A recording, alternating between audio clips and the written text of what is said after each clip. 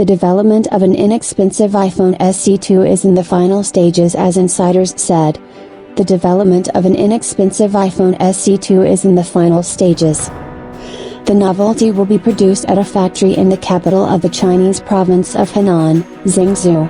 It is expected that in the near future Apple will make the announcement of smartphones, called iPhone SE2 or iPhone 9.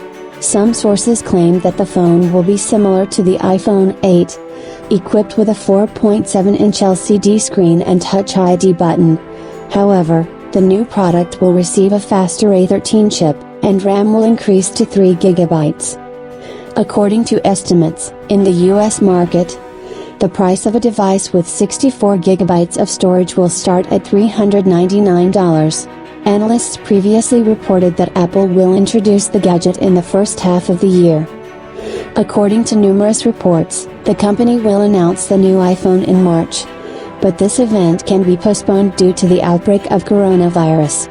Some experts are of the opinion that even if the manufacturer announces an inexpensive smartphone this month, shipments may be limited until Apple suppliers are able to resume normal operation.